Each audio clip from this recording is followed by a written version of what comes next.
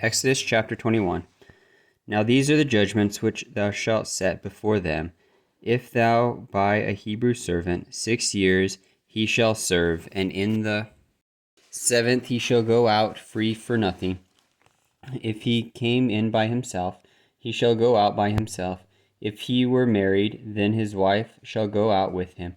If his master have given him a wife, and she have borne him sons or daughters, the wife and her children shall be her master's, and he shall go out by himself. And if the servant shall plainly say, I love my master, my wife, and my children, I will not go out free, then his master shall bring him unto the judges. He shall also bring him to the door, or unto the door post, and his master shall bore his ear through with an awl, and he shall serve him forever.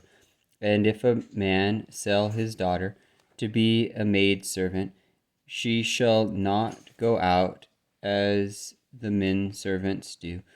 If she please not her master, who hath betrothed her to himself, then shall he let her be redeemed.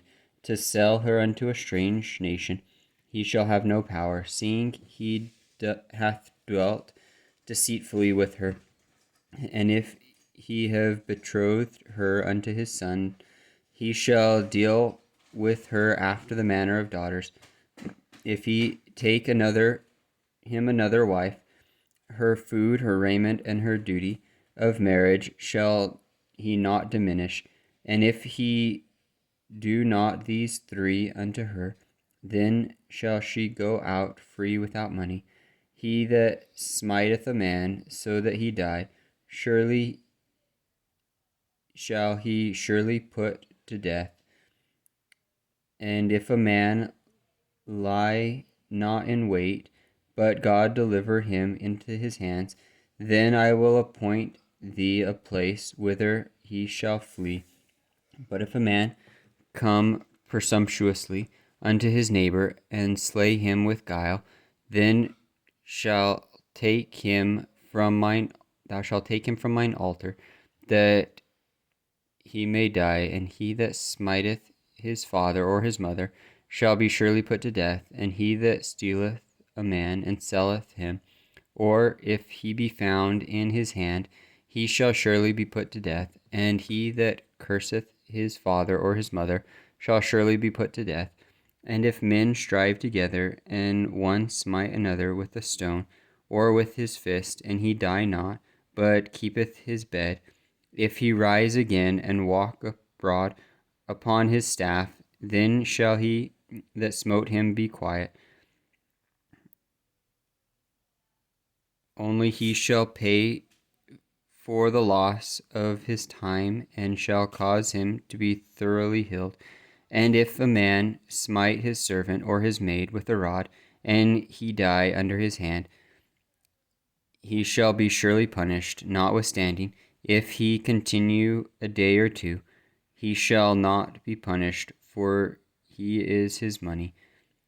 If men strive and hurt a woman with child, so that her fruit depart from her, and yet no mischief follow, he shall be surely punished according to the woman's husband will lay upon him, and he shall pay as the judges determine. And if any mischief follow, then thou shalt give life for life, eye for eye, tooth for tooth, hand for hand, foot for foot, burning for burning, wound for wound, stripe for stripe. And if a man smite the eye of his servant or the eye of his maid, that it perish, he shall let him go free for his eye's sake. And if he smite out his manservant's tooth or his maidservant's tooth, he shall let him go free for his tooth's sake. If an ox gore a man or a woman, that they die, then the ox shall be surely stoned, and his flesh shall not be eaten, but the owner of the ox shall be quit. But if the ox were wont to push him with his horn in time past, and it hath been testified to his owner, and he hath not kept him in, but that he hath killed a man or a woman, the ox shall be stoned, and his owner also shall be put to death. If there be laid on him a sum of money, then he shall give for the ransom of his life whatsoever is laid upon him, whether he have gored a son or have gored a daughter, according to his judgments shall it be done unto him.